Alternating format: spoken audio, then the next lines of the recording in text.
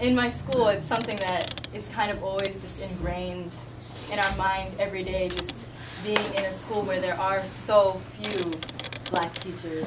And one specific time that was rather recent that I remember being reminded of why black teachers matter was actually last year during the budget cuts, where we had a very special teacher who was cut. And I'd consider BSA to be rather pretty an active school. And during the time of the budget cuts, there was a group of students, like it was happening all over the city, traveling out and rallying.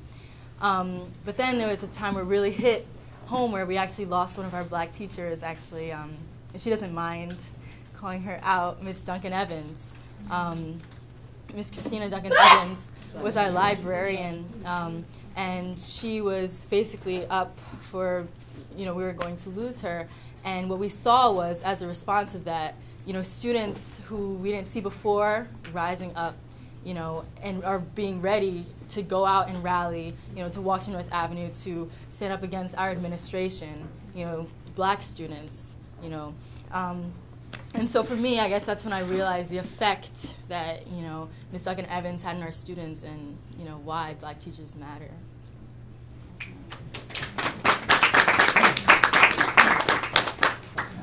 Okay.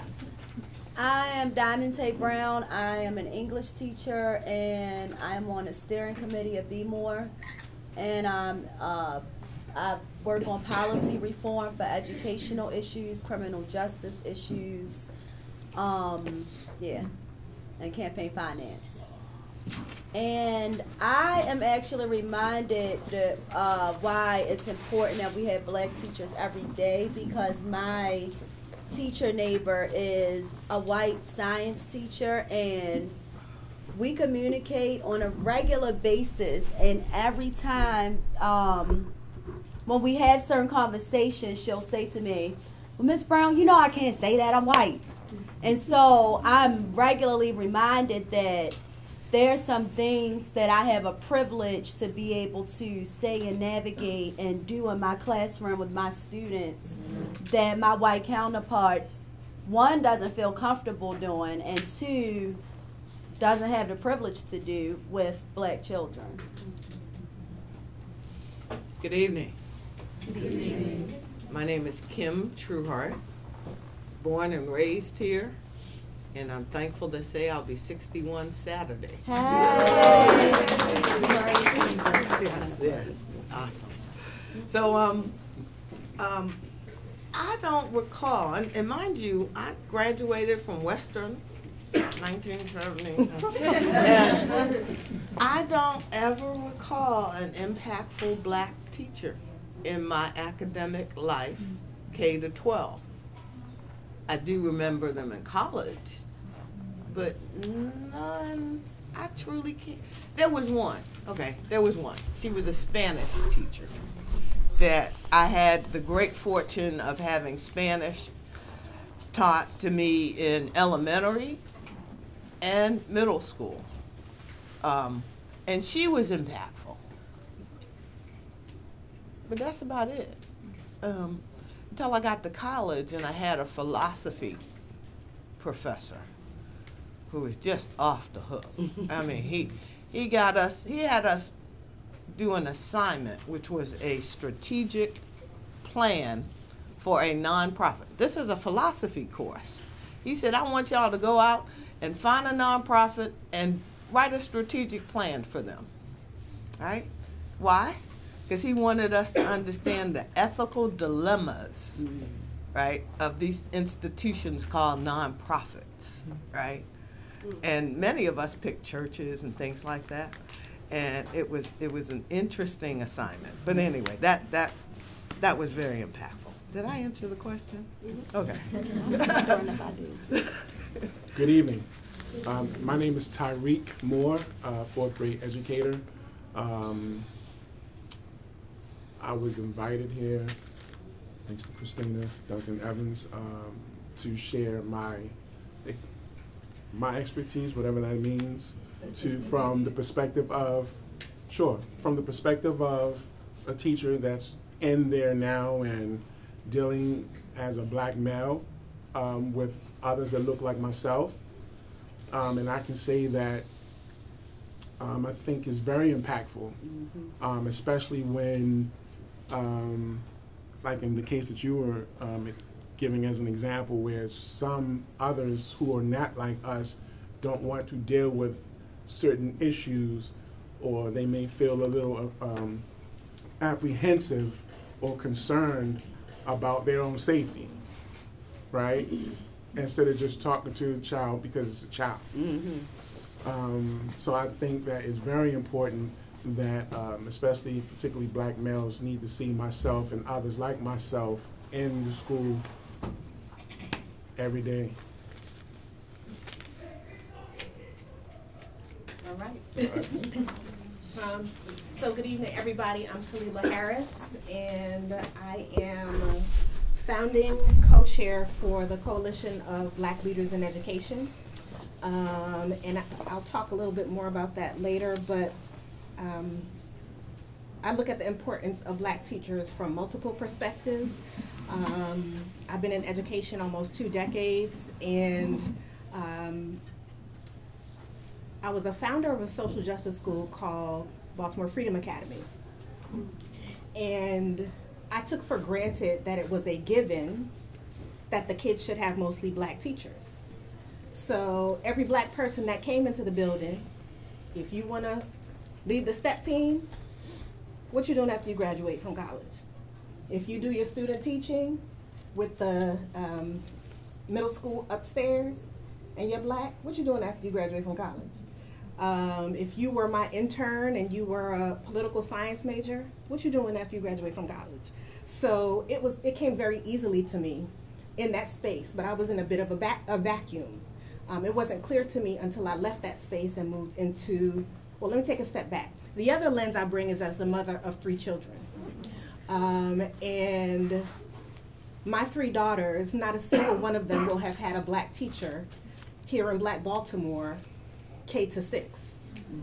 And so that was the next ding on me, like, what is happening here? Because I didn't realize that the number was dropping off of black teachers here in Black Baltimore. And then when I moved into the federal policy space, I was deputy director for the White House Initiative on Educational Excellence for Black people. White House Initiative on Educational Excellence for African Americans. I'll call it by its appropriate name. And flying around the country talking to young people in communities all over this nation saying, yeah, but if I had a black teacher, maybe we would be allowed to talk about black culture in school. And that happening over and over and over again. So it was compelling, and then I was one of the folk who stood up the first ever Black Male Educators Summit at the U.S. Department of Education, and we had 150 men of color, they weren't all black men, from around the country come and speak to some of the things we saw in this video. We are assumed to be disciplinarians. People don't give us an opportunity to refine our expertise. Because we are one of 2%, we are a unicorn, and I like to tell folk, don't be the unicorn because it'll backfire when the magic is over. So we're the unicorn. We will be the disciplinarian. We're 2-3 years in, and people are asking us to be an assistant principal. We're 2 years after that, and we're the leader of the school, and nobody ever poured into us what it looks like to have strong pedagogy and be able to support teachers through their content expertise, right? So I was the gym teacher, and I could discipline kids, and here I am, the principal of this school, right? And now they're saying my numbers are not up. So now I'm pressing on my teachers, you better get your scores up. What's happening in your classroom? We need a double block reading. We need a double block math. So the critical nature of black teachers is, I've seen it from so many different lenses, but the most important, and I want y'all to follow me on this, tracking, as teachers say, track me on this, is for white kids. It's going to be very hard for us to dismantle centuries of the vestiges of enslavement if white children don't experience leadership from black teachers in their classroom. It is not possible, right? So while it's definitely important for Black Baltimore to hire black teachers, it is also important for baby girl and baby boy in Dundalk, in Essex, to have someone in front of them who is skilled and pouring into them with a deep level of care because they're also from their community, not planning to leave, didn't become a teacher for leadership purposes. It is critical because your family, your initial educator is your parent, right? If your teachers are not also different types of people, it's easy to not see value in them, right? It's easy to believe narratives that other people tell you about them when they aren't given access to a space to pour into you. So. Absolutely, okay. So I think my first question is simple and complicated at the same time. How did we get here? In a city where 85% of the students in Baltimore City schools are black, 92% of them are students of color, in a city where 63% of the population is black. What happened? Well, when you have a chief human capital officer who's also TFA, it's hard to say that they're going to do something different. I know Jeremy because Jeremy was, he interned at Baltimore Freedom Academy when he was in law school. So it's interesting to see things come full circle because I've seen his teaching style firsthand when he was working with our students applying a law-related education curriculum. And that's the person responsible for bringing in new faculty and bringing in new school leadership and bringing in paraeducators and making sure all of those people have high quality development and are retained in the schools. So there's that one.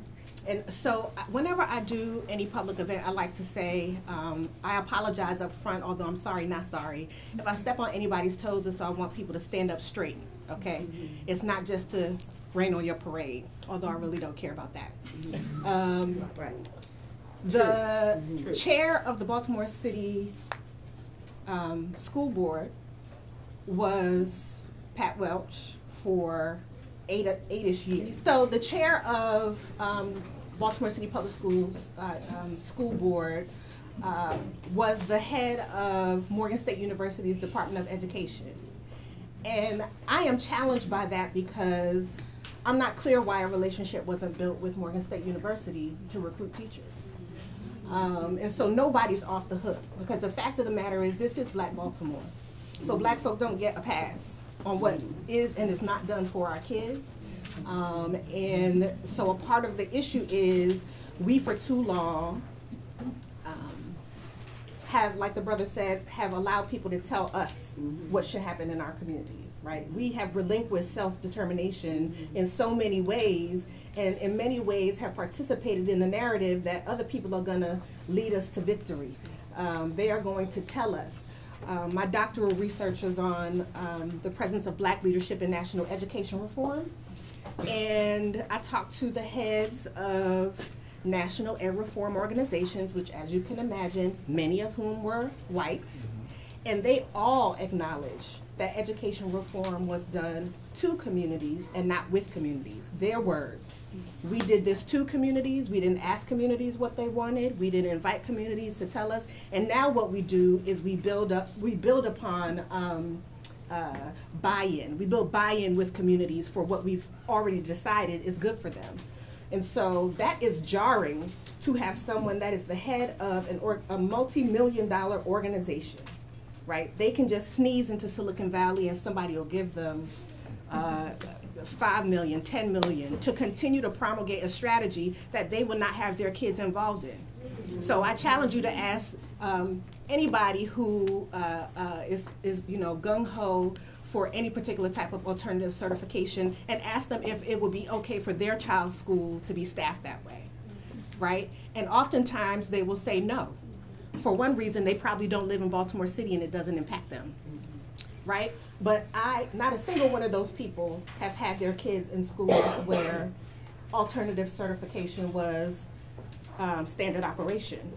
And so you have to ask yourself then, if it's not good for other people's kids, why is it good for my children? So that's a long answer down the road, but I'll yield to my family. I would kind of like piggyback on what she's saying, even if we have those alternative programs, we still need the mentorship piece. So it's not necessarily those individuals who are part of those programs fault per se. When you have a district that all they want to do is fulfill a contract and not actually prepare the teachers that they are hiring to do the job. Blaming budget, blaming the children in terms of numbers, because that's how they make their, the budget based off the numbers. But it has to be a little more than that. It has to be about the effectiveness or efficacy of the program. So if you're saying that you want these teachers to come from these alternative programs alongside the traditional, then you should have the mentoring piece involved. And I will also say that with all of you, parents, community members, that your voice can be the turning point for that to occur. That you say, well, I want to see what's going on in my child's school and question these things, and then make sure, okay, if you have even a new teacher, regardless of the track that he or she came in, where's his or her mentor? Simple as that.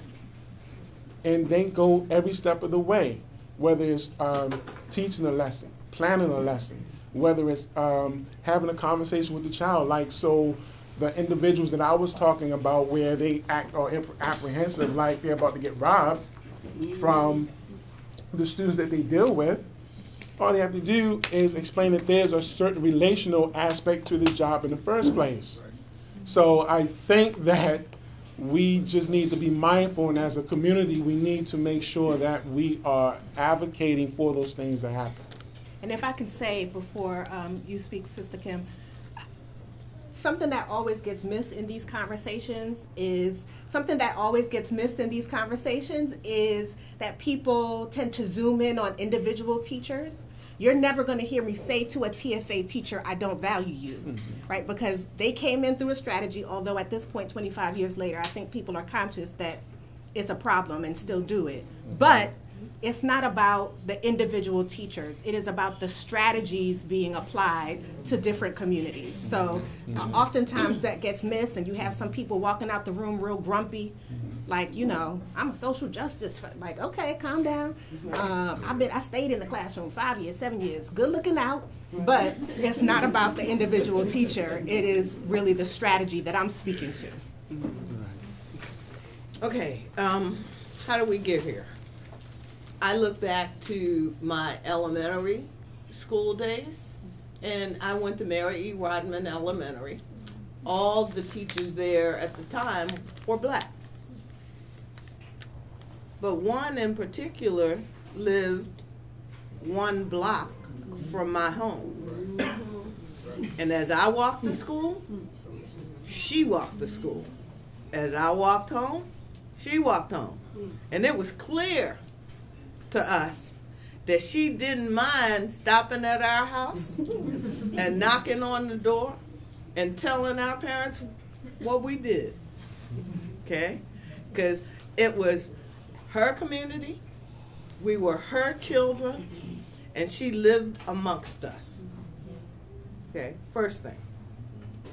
Second thing, these certification programs, and y'all I'm not an educator. I got 82,000 children though, okay? So when I came back home, and mind you, I'm a Department of the Navy trained, educated, bred program manager, okay? Bureaucracy from ear to ear, okay? I came home in 2010 because I felt that all of y'all were on drugs or something, because my babies weren't getting anything near what I got. So in 2010, I started up to peel this onion thing, right? So one of the first things I did is got in touch with this group called TFA. Now people look at me as though I'm crazy, but I am an interrupter, okay? So So I wanted to look inside this thing that everybody was talking about. So I started having conversations with their executive director here in Baltimore about the percentage of people of color that she was bringing in. And so I'm proud to say that my agitation has resulted in significant improvements in their recruitment of people of color. Okay? It ain't the best yet, but it's well over 50% now. Okay? And when I first started, it was about 20. Okay? So there are opportunities. We can sit on the sideline and criticize all of this, okay? But I need teachers living in the hood where they're teaching, right? Right? I don't need you to come from the county, right? I need you to be of and amongst us, okay? When I interjected myself in the TFA model, they bring me a group of the incoming cohort every year. And I sit right here in this room with them, and we have conversations about what I expect of them, okay? So if you're going to be teaching my babies, this is what I need you to do, right? And then at the end of their first year, they come back to me, right? And then we have another conversation. How'd it go, right? What'd you learn, right? So I'm not paid by them, right? But I felt it was important for me to speak up, right? And put something on the table for them, a challenge, right? As though I challenge everybody. Yeah, I do. I challenge everybody to do better, to be more supportive of our babies' needs. And so I might do it in a very non-traditional way, but I do it. Right, so you can criticize me for siding up with TFA, if that's what you want to call it. But I want to make sure those teachers, especially that first cohort of teachers that I looked at, sitting here, and they were so white, right? And I'm saying, really? Right. I said, you couldn't find any? Right? And so it got better every year, okay? So they're up to like 61% or something like that. So that's good.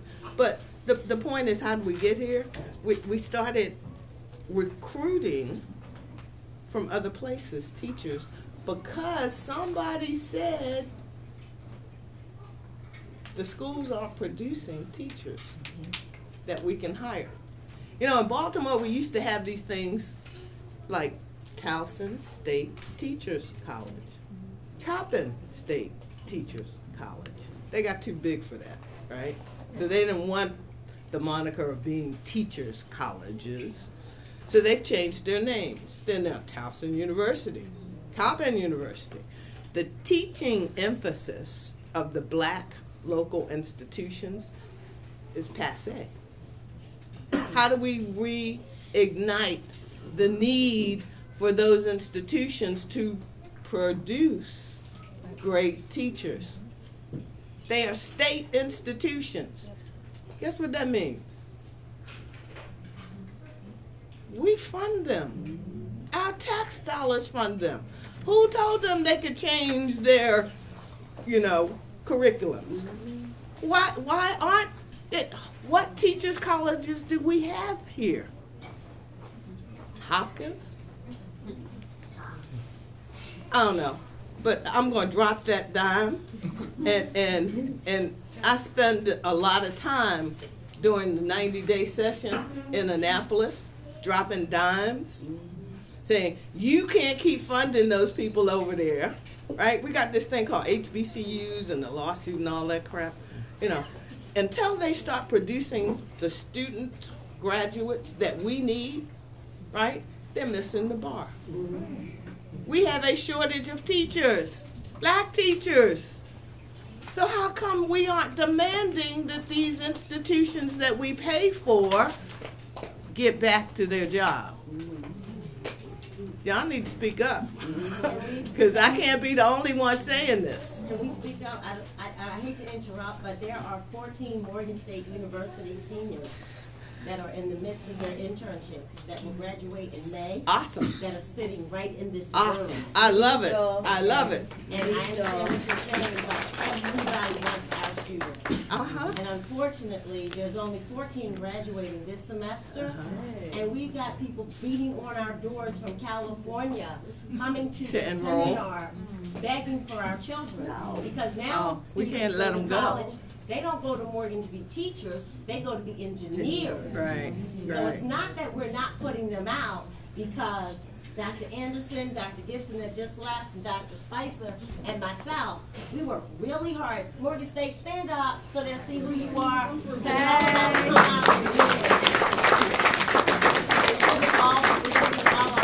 we're trying. Just give us some more time. And if we can convince people to come into the teaching profession, you send them to us, we're going to make sure you get some good teachers. Okay, so if I could jump in, Fair Morgan State University, class of '98, but that is not good enough. So if it's going to happen, okay, I'll put in, you put in, right? So other than what you already do, Morgan State University can come to the table and say, this is what we're prepared to do to recruit students from high school. And this is what we're willing to do. Not just train them, but we're willing to participate in how we conceptualize getting them recruited, right? And so it's not enough to say just send us some more students. We all have to do more. And I appreciate that you all are here, and thank you for preparing to teach the babies. However, from an administrative standpoint, we can do more, and we need you to do more as well, because y'all in the middle. I live down the street from Morgan State University. I love Morgan State University. I'm on the alumni board of Morgan State University. I give money to Morgan State University as an alumni, as a lifetime member, and we can do more. So that's what I'm saying. I'm not going to let anybody off the hook, because there's a lack of a sense of urgency on this right here. And there are brilliant babies in this community who have the capacity to teach. Let me finish, but one comment. You know, I spend a lot of time at the school board, and I spend a lot of time in Annapolis. And so what I'm hearing is a need for us to make demands on the legislators and the policymakers. You know, I'm not sure what we want to ask, but there has to be an ask of the Baltimore City Board of School Commissioners, right, around this issue. Right? We haven't been asking, we whined and complained about alternative certification programs. But what do we want as the solution? And so this is an opportunity for us to put something on the table, okay, in that regard. So please think about it. Let's work on it. I think it's critically important, if we don't like what's happening, that we've got to propose those alternatives. Thank you. So we're going to move into audience questions in a little bit. What you will have coming around to you is an index card in case we don't get to your question. We can take some from the audience. But I want to just point out a little bit about like the demographics of the room. This is a conversation about students, and students are underrepresented here physically, right? And so before we move to the audience questions, I want to end with a question that I think I'd love to hear Wei-Sheng and other students who are in the audience first, and I think that we have a lot of great adults who can chime in, but I'd love to hear from students about the message that a lack of black teachers sends to students. Because one of the honest questions on my mind is the extent to which students perceive this, the extent to which it is meaningful to them, and what it really says to them on an individual level, and whether or not students are speaking about this in their own, I guess, relationships with each other. So I guess my overall question for students is, what message does this send to you all as young people? Well, I guess, to start off, I was thinking about that, before I was invited here. I'm like, man, what can I say? I don't know anything about all of this, like, structural things, and I can only speak from my own experience. And thinking about, the effect that it's had on me. When you don't see it, the idea of, like, having role models, when you don't see it, it's almost like, it's like, it's almost like it's not even like an option. Or when you don't see black teachers, then it's like, okay, well, you know, I guess that black people just don't do this. Right. You know, that's just not what they do. You know, you see, you know, black people in other fields, you know, and when kids and their role models, and that's what they go for. But when you don't see black teachers in the classroom, it's almost like, well, you know, I guess that's just not what black people do. And, you know, for me, the fact that I didn't even, you know, I haven't noticed, or it has a subconscious effect on me that I didn't really realize until, you know, this really. Yeah, if that makes sense. Yeah. Don't know what you don't have. Right. Yeah. How y'all doing? My name is Tom Brown with Morgan State University. So back to the Teach for America thing. So I just had an interview with them.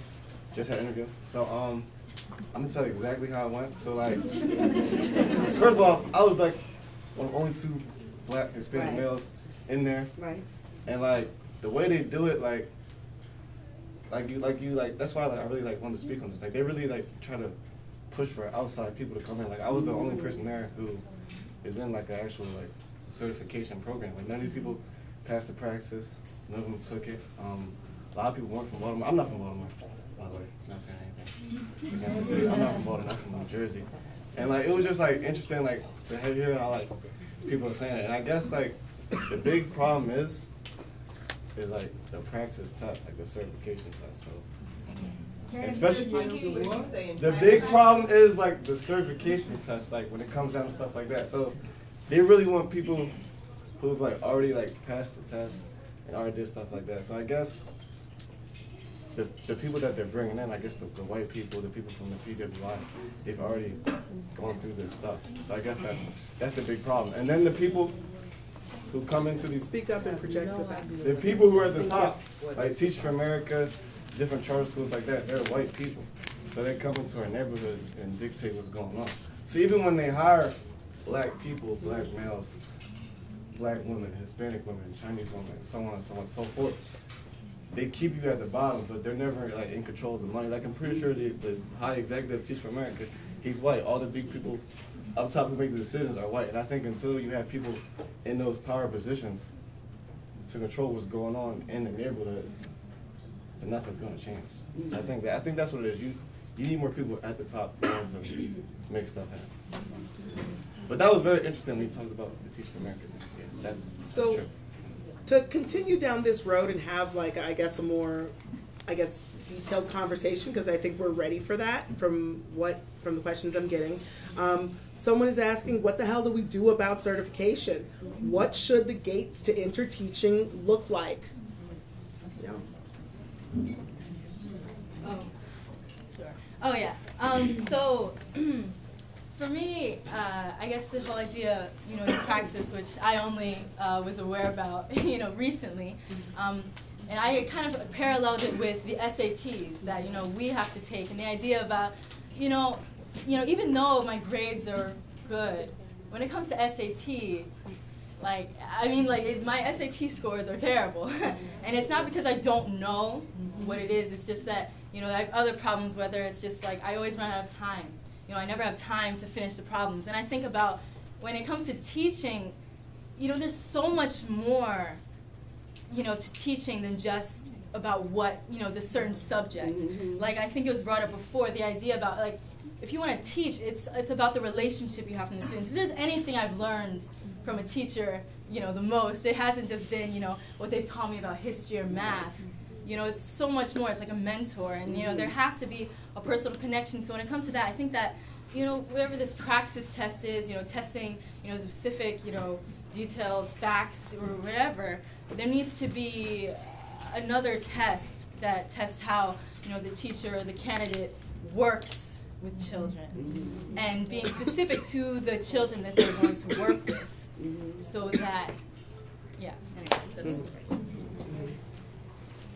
Yeah, I think, that gate, that entrance gate, has to begin with love. If you love our babies, you're going to do the right thing by our babies. When I talk about that Spanish teacher in the 5th grade who had a real impactful presence for me, she wanted us to go to Spain, right? So those who could afford it saved their money and took a spring trip to Spain. Okay? She took us to Tio Pepe's, right? I'm talking 1968, right? You know, here, 5th graders sitting in Tio Pepe's, right? Awesome experiences, awesome exposure, right? That wasn't part of her North Avenue curriculum. Audience members are asking what Tio Pepe's is. Oh, really? Oh, it's a carry out. Oh, really? You know what a carry out is? You Tio, go get food and then you go leave out. Carry out.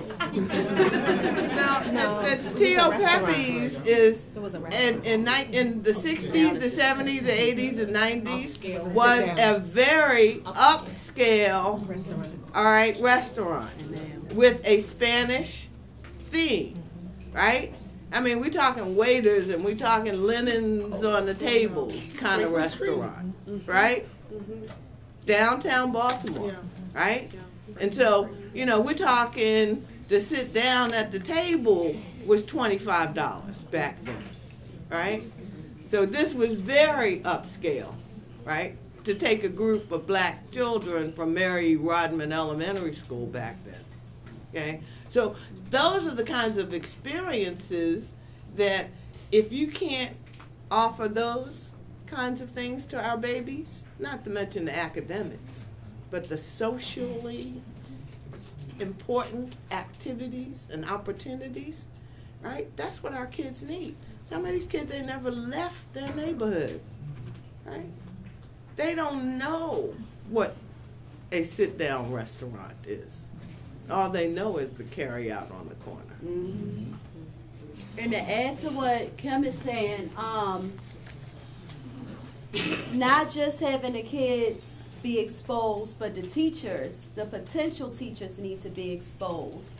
And this came from a group of students that said they think teachers should have to take a walking tour throughout the hood. Because like Kim said, it's not just being a black teacher, but where you come from. You know, so when my kids back there talking about half of babies and this and this and that, if you're not from around the way, you don't even know they about to go get some weed. But you missed that because you're not from where they're from and you don't speak their language and you missed it. And you could have prevented something from happening, but you missed it. And then like this brother said about that fear, you're only afraid of what you don't know. But when you're immersed in a community, you're not afraid of the dope boy no more because it's just Tony. He just sell dope because ain't nobody hiring. If you don't got a job for him, leave him alone. And it's really that real. And so, but these are not the things that a book can teach you, a school can't teach you. And even if another black person, if you're from PG County and you're not from Baltimore, they can't teach you either. Because Baltimore is this specific culture that goes beyond just being black. It's like, I don't know, I mean, I know my people from Baltimore already know what I'm talking about, but it's like real. Look, I went to University of Michigan and one of my friends that lived in Detroit, she lived in Detroit, came here to try to live here. She left within 3 months because she said, look, Detroit might be the #1 capital of the world, but y'all grimy in Baltimore. I got to go because y'all too grimy. And some people in the room don't even know what that means. And that these are some of the issues that's going on because like this young lady said, it's that relationship. And if you can't even understand my language and what I'm trying to say to you, then how can you help me and mentor me? And so there needs to be an intentional way to immerse potential teachers into black communities in Baltimore City and specifically the hood so that they feel comfortable when they're with people from the hood. So I don't want to pick on Teach for America too much, and the next question will come from the audience because I see people want to ask this. But I do happen to have here only TFA's percentage of people from Baltimore in the last couple of cohorts, which I think is a little bit relevant. 13, 14, 6%, 14, 15, 15%, 15, 16, 11%, then up to 16%. This year it's 10%. BCTR did not submit their data in their contract. The question was asked, and in their contract, the chart is blank, which is weird because the first the B stands for Baltimore City Teaching Residency, and we weren't able to find UTC's contract in time. But I point that out as a reference. So. I just say because Urban Teachers does not have a centrally funded Baltimore City contract. Got it. You won't find the contract because we go school by school in order to have Thank you. select our residents. So we don't get any money from the district on a central contract to bring teachers into the city. That's a really important clarification. So, questions from folks? Hi. So, I am Andrea. I work for, I run a program at the Baltimore Community Foundation, an internship program for high school students. I worked in schools for 2 years and got to very intimately know some of the issues at the school district. Also, I did some work there for a minute as an AmeriCorps member, actually, which was interesting. So what I came to find out was that at city schools, there is an actual contract for TFA that they have with the Human Capital Department. So Human Capital designates a number of slots for TFA teachers to fill in order to meet the turnaround quotas that they need to transform schools essentially that are failing or have been succeedingly failing standardized testing metrics. Now the metrics are one thing; those are privatized clearly, but it's the human capital quota that I have a question around. So, and I submitted it on a card. Mm-hmm. So yeah, so it was I'm really interested, of course, bringing in TFA members that are culturally competent and understand what it is to live in Black community and within Black communities and raise Black children is one thing, but I'm looking for a situation, a policy that will actually uplift local students that want to be teachers, right, from within their communities. And there's a real opportunity, I think, Kim talked about it, Ms. Trueheart mentioned, there's a real opportunity to lobby at the state level for that contract to change. Now, Baltimore City has a really specific kind of oversight by MSD because of the financial situation we've been in for a long time and because of standards and all of that. But it's a conversation that needs to happen with the district and a conversation that happens for MSD. So my question is, how can we start having that conversation with our district about lifting up Native folks, within their community, putting them into positions of teaching, and actually have a quota for local teachers to teach within their communities as opposed to a TFA quota? Can I? Please. That word quota. Okay, and I think it may not be appropriately applied in the TFA contract situation. Mm-hmm. It contracts for an alternative recruitment, right, of teachers. So it tells TFA in their statement of requirements mm-hmm. that we need this kind of teacher, right? Math, English, whatever the subject matters are and expertise for teachers, in a certain quantity, mm-hmm. right? But I wouldn't call that quantity a quota. I mean, every year this contract goes out to TFA and says, recruit 150 teachers for us in these categories, right? I don't call that a quota. But we can be more specific about the 150 teachers that you recruit. We can say the majority of those need to be from Baltimore City. And we can say the majority of them ought to represent the student population, ethnically and racially, right? We could say those sorts of things in the statement of requirement that goes out, right? And so a similar statement of requirement, a statement of the city district's needs, goes out to the urban teachers, right? Goes out to TFA. And it says, recruit this number for us. But it does not go into any description of the demographics which is what we can push for. So if I could also talk to this point from a policy standpoint, there's an awesome program out of Colorado called Pathways to Teaching. Pathways to Teaching. Okay. There's an awesome program out of Chicago called Pathways to Teaching. Margarita Bianco is the professor who manages that program. And I think exploring those programs, Pathways to Teaching is a high school program where you go through that program into the university, and then you become a teacher.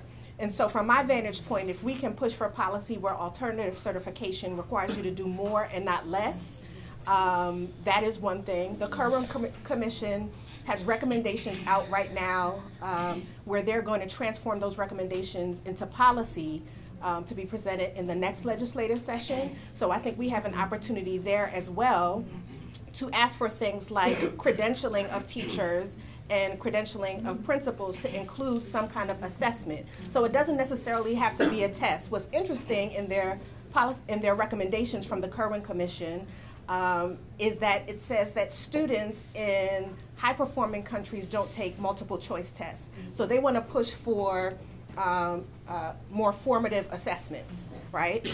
Formative and summative assessments. So assessments that are writing mastery. You know, you can explain what you know about this subject. I think that should be applied to teachers then. Instead of a praxis that is multiple choice, if you have an opportunity to show how you engage with students, and teaching 6 weeks in summer school is not engaging with students. That's not a real environment to prepare for the classroom. Urban Teacher Center, for example, and I've had Urban Teacher Center teachers. I've had a cohort of Urban Teacher Center teachers, and it is really a grow your own strategy as well. So all alternative programs are not the same. Before an Urban Teacher Center teacher can teach, be the teacher of record, they have a year residency where they have to meet certain gates and show that they can teach, right? Or they will not get the contract to teach for the next 3 years. So their program is 4 years. The first year you have to intern. And you do it as a cohort with other urban teachers in the program, and the school itself brings those people in. So there are models that we can use. And this is why I push on Morgan State University, because my institution is always going to be the best. Pathways to Teaching requires a university partnership, right? It's hard to do that just with the school system. But there are policies that we can bring forth that will allow for explicit requirements around what certification is and where to recruit teachers. So that also can be something we ask for from the Carbone Commission policy recommendations that come up, which is higher level of recruitment. Well, it's not going to happen right now. No, we can do something right now. We can do something right now. I'm talking about the long-term policy, right? That's next year. It's slated for next year. I would like to ask a question. How many of you are teachers here? How many of you feel as though you were born to be a teacher? How many of you feel like you were created as a teacher? How many of you were called to be teachers? The reason I ask the question is I notice that there is a small contingency there of new teachers, and they're so rare that they're being courted here and there. Have they increased the amount they want to pay y'all above everybody else? No. So you're not as rare as we would hope to think that you would be. I'm going to say this and I want to shut up. I believe that after Reconstruction there were two groups of people that came south, came north. One group stopped in Washington, D.C. Those were the ones that most likely were the house enslaved, who wanted the better jobs, who wanted to educate their children. And then there was a group that worked in the fields, that came here, worked in Bethlehem Steel, and did the blue collar work. 40% of Baltimore has no high school diploma. Is there a low regard for education? Is there a form of anti-intellectualism? And does that affect Come on now. who and what we're doing in our public schools? I'm sorry, I don't know what's going on in the other schools. Yes. I work here at Liberty Elementary School. I'm telling you what we're seeing. We have an after-school program where we're getting them from 6 to 10 years old because we believe if you don't get them before puberty, they're lost. That's correct. And this is what we're working on. And the other thing, and I'm going to shut up, is I don't believe anything is going to happen for any of us until we get parents involved. Thank you. Thank you. Helen. Can I add something just to what's happening right now? And it's really timely, and I think all of the educators, I think the panel, my name is Kim Humphrey. I'm an ACLU education, well, legislative council now, but attorney, education advocate, and I'm also just a community activist. Very interested in uplifting Black voices in all of the different spheres, whether it's education or, criminal justice reform and just connecting the dots on transportation and all of that. But right now, there are conversations that are happening for Kerwin, for what will potentially go into law. But some of those conversations are about uplifting the profession with higher pay, and maybe there's ideas about taking the 25% of all high school students into certain programs for training. So if you have ideas, like specific ideas right now, we're working on those right now. So even though they say it's not going to happen, like, we have to be on top of it. And so it's also not just saying it, like me saying it now. It's writing it down, petitioning, because you might have a listening session. Everybody comes and says their piece, and then they go on and do what they're going to do. So I just want to uplift that and say that as we're having this very serious and important conversation, that we write it down, get 15,000 signatures, and really put the pressure for what we think is going to work. So just want to add some urgency. Chapira. Chapira Parker, hi.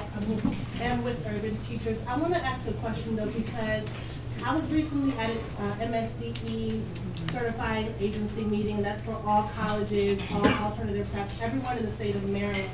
And what they presented to us was that from all of the places that they can get certified, whether it be university, well, they started with the universities, there's just not enough teachers graduating in the state of Maryland with an education degree at all. So they're also trying to figure out like how to recruit teachers in Maryland, and that extends into Baltimore too. So I know when like maybe Coppin or whether Morgan State or just any of the universities at all, or alternative prep programs, I really think everyone's trying to compete for the same people locally, and I wonder why we can't pull up enough people in our recruiting classes that come from our communities, because they can't even fill them from the colleges or alternative prep programs. So it's like, what is it about the profession? I think the gentleman said it here, like what is it about the profession that we can't pull enough teachers to come into this profession? Is it a teacher shortage problem? Is it an alternative prep problem? Is it it's a devaluing. Yes. That teachers have been devalued in society, and they've looked, it's unfortunate that we need to elevate the prominence of teachers in our society. And until we start voicing that teachers are the most important things in our children's lives, right? We're going to have this devaluing continue, and we got to stop it. One of the things that was difficult for me to become a teacher, and I'm still trying after I've already been teaching 10 years, is a socioeconomic thing. So I have an undergraduate degree in sports management communications. I have a master's degree in secondary education. I passed my Praxis 1, I passed my Praxis 2. I am still not a certified teacher because MSDE wants to pick, they don't take the masters as a whole. They don't take the Praxis as a whole. They nitpick, and if there's one, and a lot of the programs, they don't communicate, so they telling you got a master's in secondary education, but they ain't give you the full classes that Maryland said you need. So now, after I done paid for an undergrad degree, a master's degree, 2 Praxis tests, plus I failed like the PE even like 3 times, so I had to pay for that for like 4 times. Now you want me to dig into my pockets again and I have to pay for like 11 more credits for me to be a highly effective teacher. I've been highly effective. So how long do I keep spending my money to teach the children that I already know how to teach? So so I've had to really push myself to, like, seriously, these kids need me, so I'm gonna take this another. But honestly, I want to be like, you know what, for real, I'm gonna bow out for real, because I'm not gonna keep spending money so that you can. At what point do you identify me as a highly effective teacher? But yet I can be your lit rep, I can be your BTU rep, I can teach English 1, English 2, PE, health, all these things, but you won't certify me. So that's the answer to your question right there, socioeconomics. So we'll take the 3 questions in a row from the center, and we'll add Helen too, and then we'll all respond en banc. I had 2 things that I wanted to touch on. I am a teacher for Baltimore City. This is year 16. I'm still surviving. Thank you. One thing is rough. One thing I want to say is that one thing that I want to suggest that might have to bring more of the younger people in. I'm not from Baltimore City originally, but I've been here for about 21 years. But I grew up in Worcester County, Maryland, the lowest Maryland county. And what they had at the school where I graduated from was, it was all thrown together. You could go for your trade, or you could do business, or you could do liberal arts and education. What they had in my school was Future Educators of America Club, and you got excused from certain parts of the day to work in elementary schools. Well, we only have one.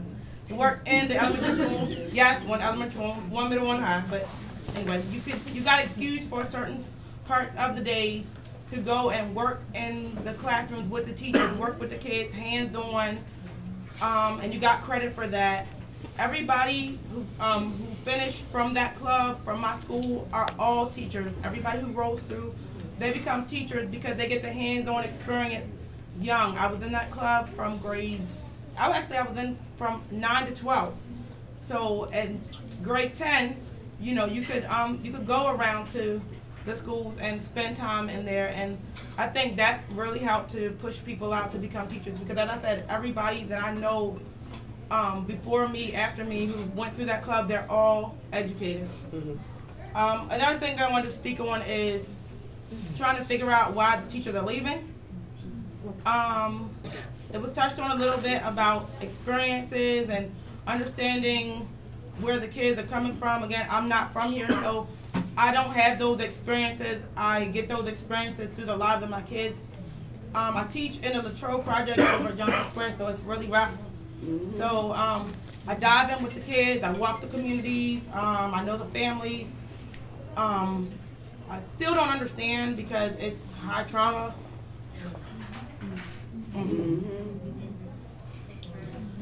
We know. You already know what High poverty, high trauma. Thank you. Thank you. Thank you. One of my babies just lost her mother. You don't know what that's like. That's there every day. Teachers need training. They don't prepare you for that. All the studying. I needed counseling after dealing with my kids with that. Yeah. That may be part of why some teachers leave, because it's really hard. You don't leave it with you at school or work. You take it with you every day. It's high stress. It's, I feel for these kids. So that might be part of why some teachers leave, black, white, everybody, because it's so hard. There are nights when I go home and cry. But that's that love we have for them. And that's a dedicated we teacher. appreciate that What you about love the them so undedicated much one? that it hurts. However, we want to help you. We want to have whatever cathartic opportunities we can come up with to help you, right, to get through this. We have this thing here that we're calling the Liberty Village Project, because we're building a village around educating our children.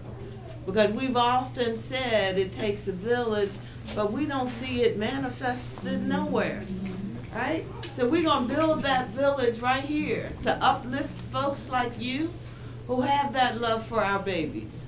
And I am so thankful for folks like you who care enough, right, to expose yourself amongst all of these folks right here now, right? I love you. I appreciate you, right? And if there is ever anything I can do, call on me.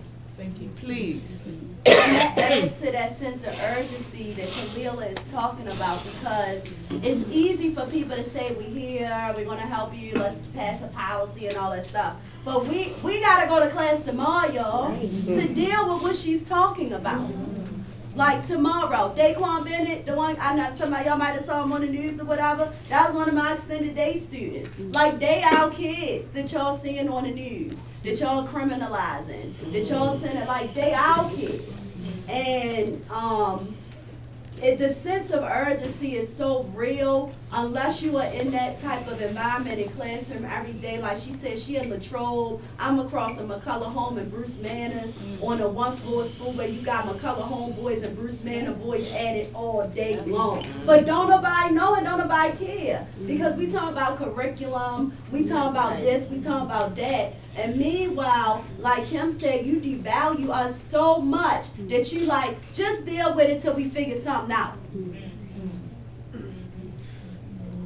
You know, one of the things that I need to say is, you know, we have a partnership here with the University of Maryland School of Psychiatry.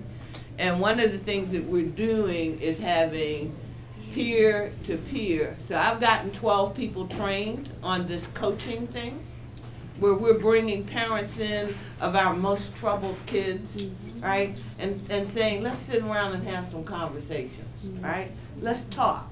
Let's de-escalate some of this stuff that's going on in your life, which is affecting the child's life, right? And trying to help the teachers, right? That's not your role. I don't need you to do that kind of coaching with the family, right? I need you to be aware that it's happening and there are opportunities for us to work together on it. But I don't want to burden you with that piece of educating our children. So why can't the village come in and help? And we need that everywhere.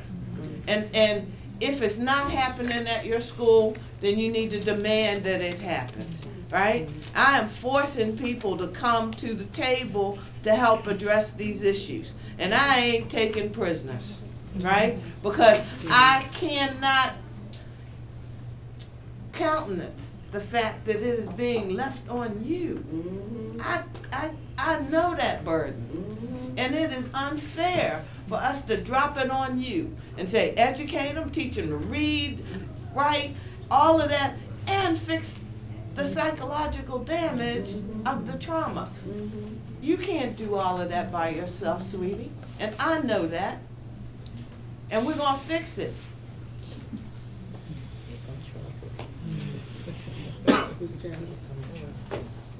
Hi, everybody. I'm the PTO president of this school, Liberty Elementary School. My vice president is sitting in the back there. Team. I just want to say one thing. What Mr. Henderson said was right. We do need parents to be involved. But some parents have fears. They have fears of teachers and administration. That if they say the wrong thing, Child Protective Service is going to come to their home. If they do the wrong thing, not saying they don't want, they want to be involved, but it's a very thin line. And some of those laws need to be retracted. Yes. You can't expect a parent, if you come to them and say, oh, Johnny did so-and-so, and they go to reprimand them, and then you call CPS. Right. It's been done to me. And I've raised 3 children, and I'm raising my 2 grandchildren now that I have full custody of. Do you think it mattered to me? But in order for the parents to, and I was a parent that didn't be involved in this school. No, what? Get out my face. Kim will tell you. What? I'm not doing, don't even, no. And it took my grandbaby back there. Change it. For 2 years, my grandson wasn't here. No, ain't doing it. But when she came here, I said, no, wait a minute. I have to change some things. I have to be involved. And I was. And I am. And now I'm president of PTO. I say all that to say that teachers, you all have to get a relationship with the parents. If you don't have a relationship with the parents, ain't nothing gonna work. Nothing. If I don't have a good relationship with that teacher that's teaching my child, don't what? You want to talk to me today? Oh, really? And that's the attitude that I have. And that's the attitude I'm sure most of y'all get. You got to be able to have that good working relationship. Let that parent know, this is what we're working on, mom or dad. Because I'm a master. I master stuff. I make them master. You better, what? You're going to master this. And if I'm pushing them like that, I expect the teacher to push them as well. Don't slack on them. My grandson is back there. I had to take him out of a school and put him in a different type of environment because the black teachers didn't teach him. Did not teach him. Now he's in a non-traditional school. And he's learning. And he's learning. He left Liberty, a straight A student, reading on a college level. My grandbaby back there, she reads on a high school level. And that's not no lie. And when he left here and he went to another school with black teachers, and because he was so small, oh, who did she think he is? Oh, take that. And then I questioned, wait a minute. 1 and 1 is 2. No matter how you do it, ain't language all over the world.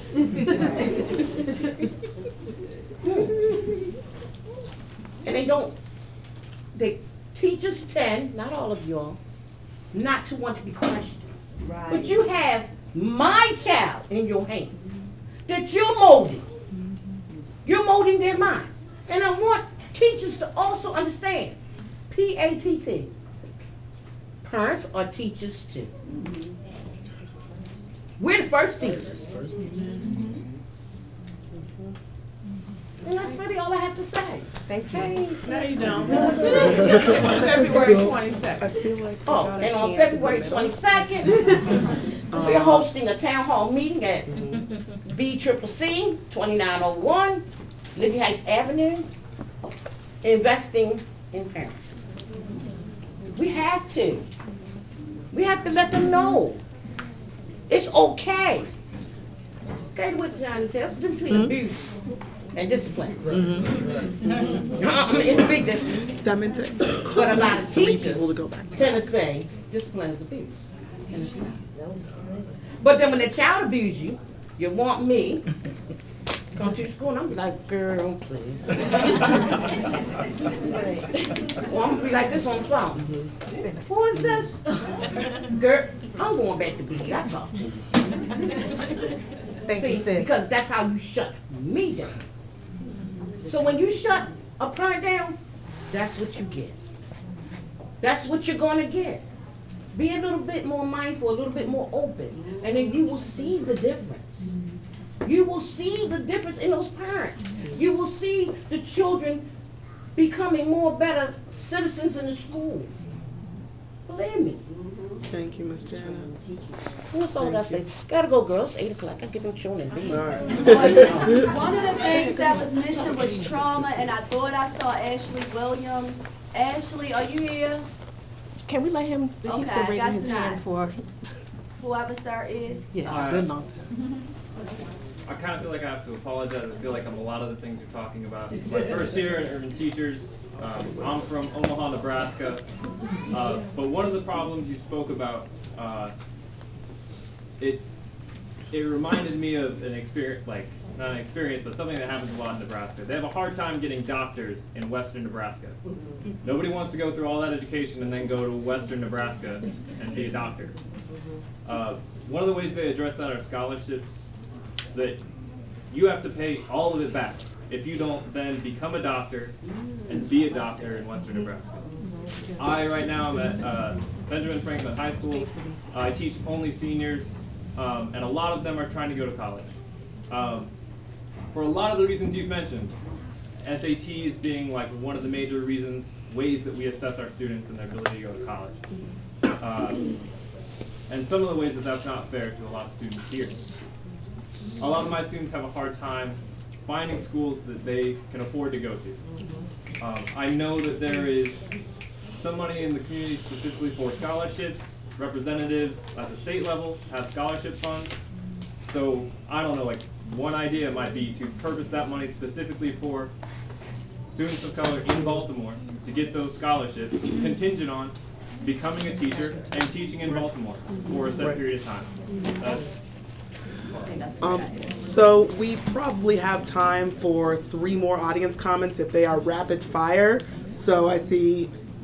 Hi, go ahead. I'm a biology major at Morgan State, and I just feel compelled to share my experience. I'm from Dallas, Texas, and I've actually transferred from the PWI where 10% of us were black, and I've probably encountered, since I got to Morgan, 3 black teachers, and I just want to share my experience of the difference of my experiences from a PWI and living in a suburban city where all my teachers from elementary to high school were white or Asian.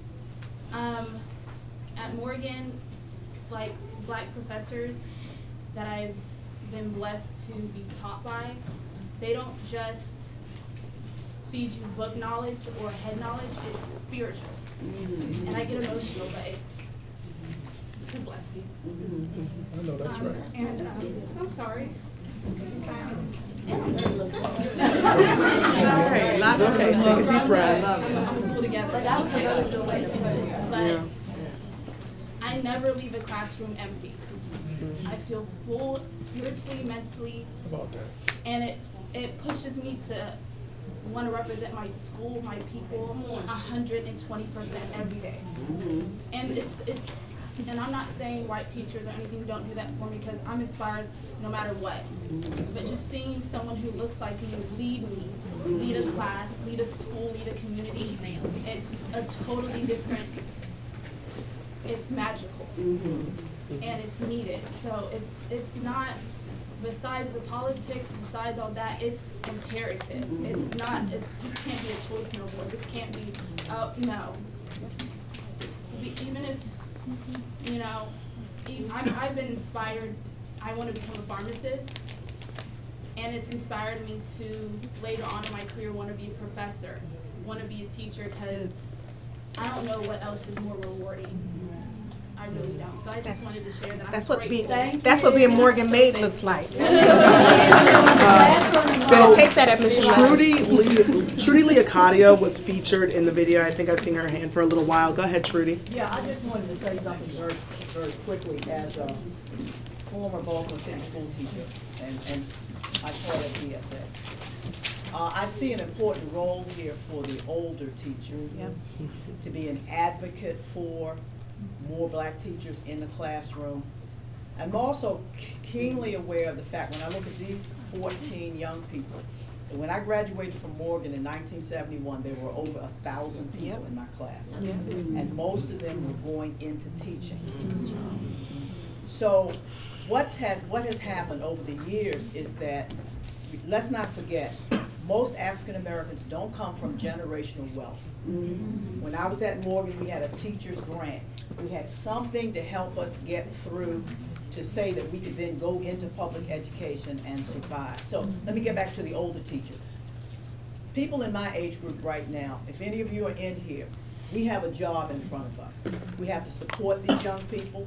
We have to advocate at the college level that Morgan and Coppin and any other college in this state that was training teachers get back to doing that, because that's extremely important.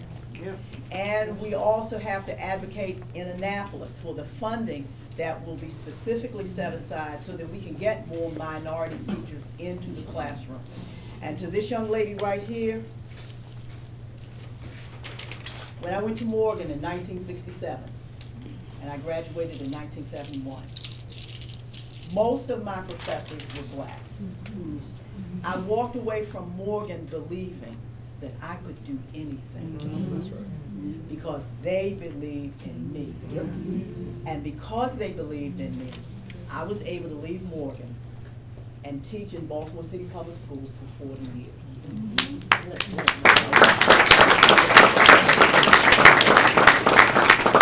So we can do this.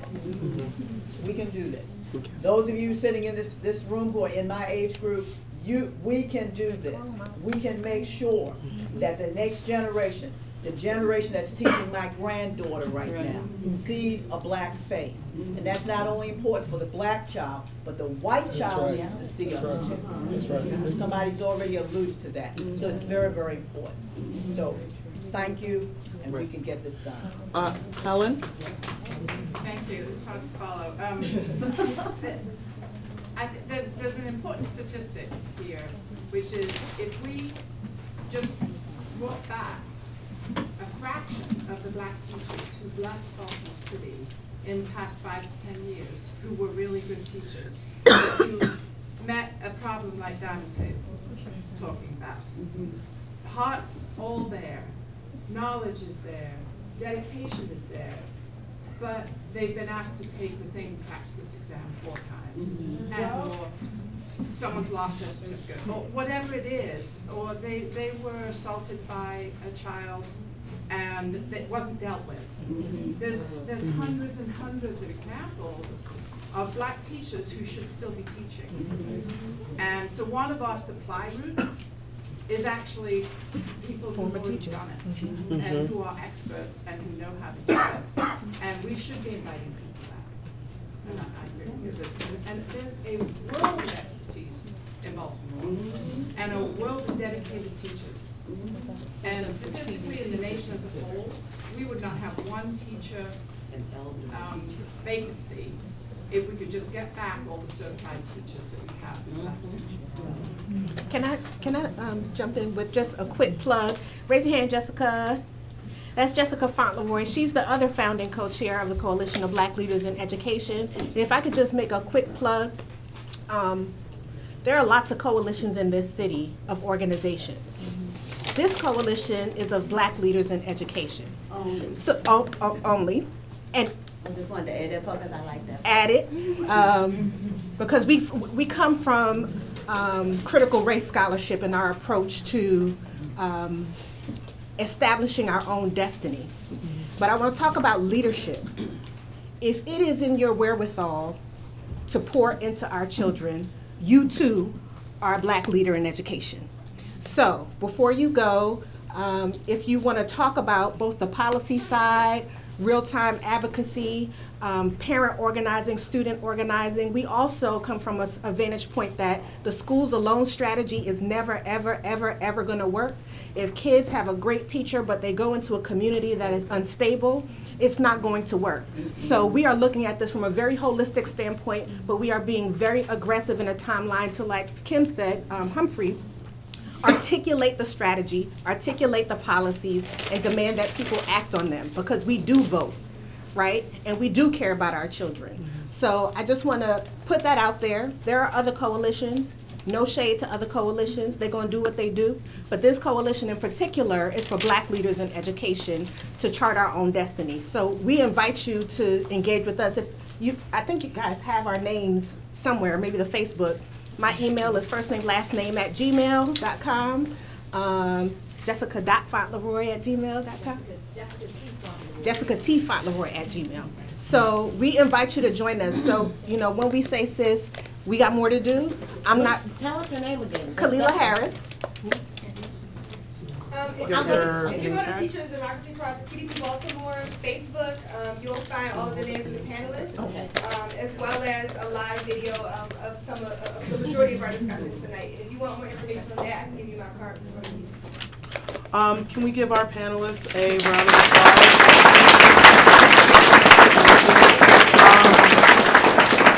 This was a really nuanced, heartfelt, and solutions-oriented conversation. It's not the end of the conversation. There are a lot of people in here who have really great ideas, and there are a lot of people who have energy, and there are a lot of people who have the know-how to put those ideas and that energy into practice and push. So I invite everyone to connect with someone who said something interesting, but I also invite you to do that as you move towards the doors, because we have to be mindful of our hosts who have graciously given us this space on a late evening. So thank you again for coming.